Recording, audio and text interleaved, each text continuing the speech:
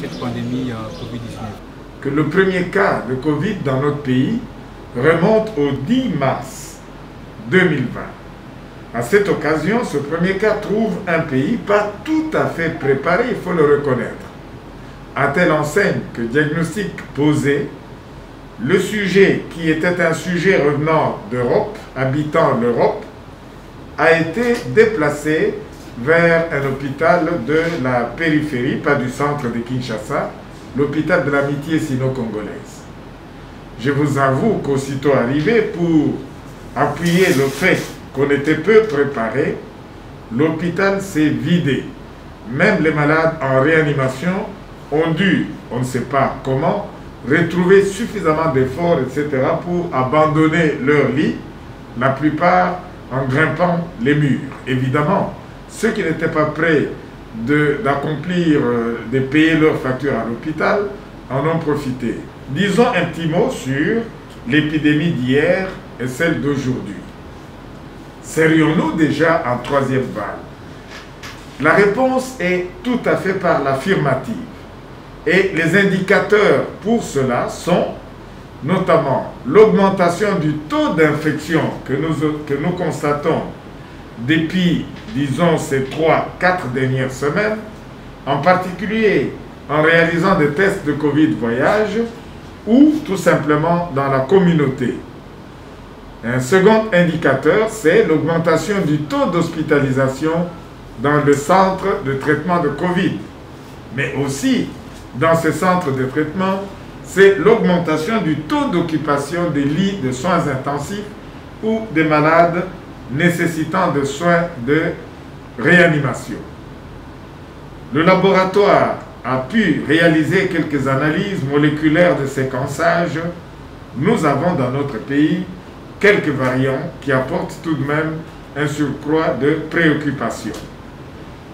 Le corollaire d'une augmentation du taux d'infection, de cas d'hospitalisation, de cas en réanimation et malheureusement l'augmentation également du nombre de décès.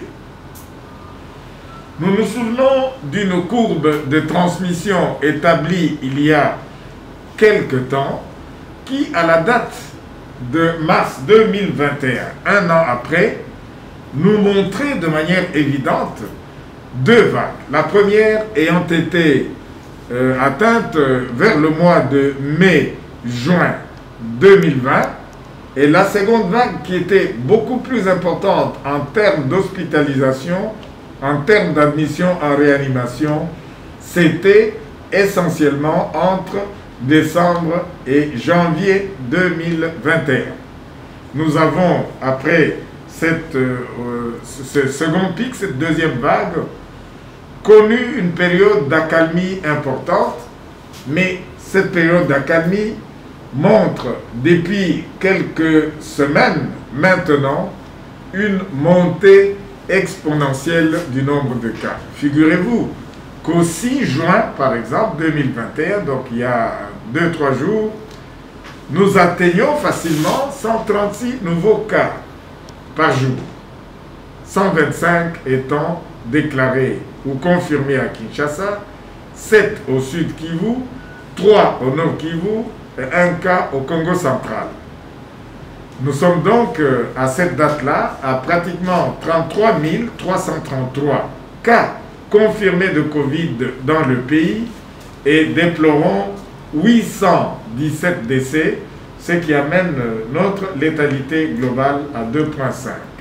Nous sommes réellement en phase d'augmentation de cette pathologie, donc réellement en troisième phase. En ce qui concerne le faciès épidémiologique, la dominance est toujours masculine avec aujourd'hui près de 64% de sujets de sexe masculin et 36% de sexe féminin. Un sexe ratio de 1,8 hommes pour une femme à l'heure actuelle. La répartition en tranches d'âge est assez variée. Les sujets de 20 à 69 ans représentent 88% de nos sujets, nos cas infectés. Ceux de plus de 70 ans représentent 4,7%. L'âge médian depuis le début de la pandémie dans notre pays est de 41 ans, avec comme extrême allant de 2 mois à 110 ans. Nous assistons depuis les dernières semaines à une augmentation significative des infections. Les facteurs de risque, notamment de cette augmentation, sont entre autres le relâchement des mesures barrières constatées dans toute la communauté aujourd'hui, les mouvements transfrontaliers avec encore plus récemment le déplacement des populations à Goma de suite de l'éruption du volcan Nyiragongo. Et il faut reconnaître la faiblesse de la couverture vaccinale à l'heure actuelle dans notre pays, qui n'est certainement pas faite pour améliorer la situation. Kinshasa demeure jusqu'aujourd'hui l'épicentre de l'infection, suivi par le Nord Kivu, le Haut-Katanga, le Congo central. Donc l'infection est pratiquement dans 23 de 26 provinces de notre pays à l'heure actuelle. En regardant le profil des décédés, nos statistiques renseignent que plus de 63% de nos patients décédés avaient un antécédent de comorbidité. Parmi les comorbidités observées, nous avons l'obésité, le diabète sucré, l'hypertension artérielle, mais nous avons également quelques cas de cancer, la drépanocytose, l'asthme et les bronchopneumopathies chroniques obstructives. La maladie rénale chronique également fait partie du cortège de comorbidités qui entament de manière particulière le pronostic de nos patients. 37% dans nos analyses à l'heure actuelle n'ont pas présenté de comorbidité. Je parle de la population des malades décédés. Aujourd'hui, les scientifiques s'interrogent, avant évidemment cette flambée actuelle, cette entrée dans la 3e vague, pourquoi l'Afrique semble quand même moins affectée que la vieille Europe, Amérique, etc., qui ont connu des taux de létalité beaucoup plus importants, etc. Parmi les facteurs pris en compte, la médecine aimant surtout les évidences, on suppute notamment autour de la jeunesse de la population africaine. C'est vrai que l'espérance de vie est beaucoup plus faible dans nos pays, notamment en Afrique subsaharienne, comparée au vieux continent. Je parle de l'Europe, je parle des États-Unis, etc. Plus jeune on est, moins on est à risque de développer éventuellement des comorbidités qui entament de manière évidente le pronostic de la maladie. On croit également que l'environnement jouerait un rôle. Les températures élevées, les degrés d'hygrométrie, le climat est assez humide dans nos contrées, serait un facteur, je parle bien au conditionnel, limitant de manière évidente, limitant tout de même la propagation de la maladie. Existerait-il une immunité croisée avec d'autres coronavirus? Nous vivons dans des conditions souvent d'hygiène précaire. D'autres germes, comme les antigènes du plasmodium de la malaria, pourraient éventuellement, on le dit, quelques papiers ont apporté une défense dans ce sens, pourraient apporter une certaine immunité croisée qui aurait un caractère protecteur des populations dans des pays comme en Afrique subsaharienne. Il est important tout de même aussi de dire que la plupart de nos pays en Afrique subsaharienne ont une certaine expérience dans la gestion des épidémies récurrentes. Tenez pour exemple, nous sommes aujourd'hui à la gestion de la 12e épidémie d'Ebola dans notre pays. Et l'organisation du système de santé, répartie notamment en zones de santé, avec référence transversale, horizontale et verticale de l'information très rapidement, c'est une force qui nous aide certainement dans la gestion des maladies infectieuses.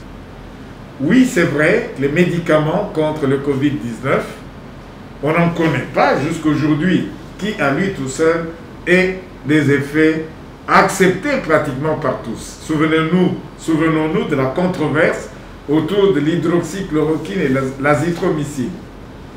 La plupart d'études reconnaissent tout de même le bénéfice. Chez des sujets en carence d'oxygène, le bénéfice de l'utilisation des corticoïdes.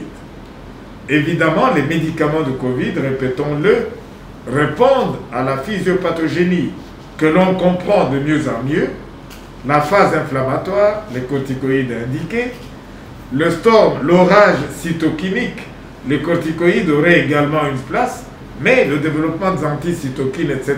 est important. Bien sûr qu'il y a une place pour les immunomodulateurs. Dans la classe de la modulation de l'immunité interviennent les vaccins, mais interviennent aussi les médicaments antiviraux, s'ils peuvent être développés. La guerre de l'industrie pharmaceutique, nous autres avons bénéficié notamment de la générosité de COVAX, de l'Organisation mondiale de la santé, mais pas accès à plusieurs qualités de vaccins et une seule. Avec tout ce que cela comporte, à côté du battage médiatique et des réseaux sociaux, sur l'adhésion très difficile des populations à la vaccination, à un seul type de vaccin qui a été pratiquement diabolisé à travers le monde. Inégalité sociale également lorsqu'on observe la réponse des États face au marasme économique induit par cette pandémie au Covid-19. Les États-Unis mettent à disposition de l'économie quelques milliards de dollars. Tous les pays du tiers-monde en particulier n'auront certainement pas la même réponse financière ni économique. Voilà encore un motif de distanciation sur le plan économique. S'agissant de la riposte dans notre pays, en dépit de l'invasion par la troisième vague à l'heure actuelle, des mesures ont pu être prises qui nous ont permis de contrôler un temps soit peu la première et la seconde vague. Il y a eu des mesures d'ordre social, telles que le confinement partiel de la Gombe, la fermeture de certaines écoles de commerce et même universités, et la promulgation par le plus haut niveau de l'État des mesures barrières telles le port de masque, lavage de mains, l'utilisation de gel hydroalcoolique, etc. Nous reviendrons aujourd'hui, et nous en parlons, sur l'affaiblissement de l'adhérence à ces mesures barrières qui nécessitent une redynamisation dans le cadre de la sensibilisation.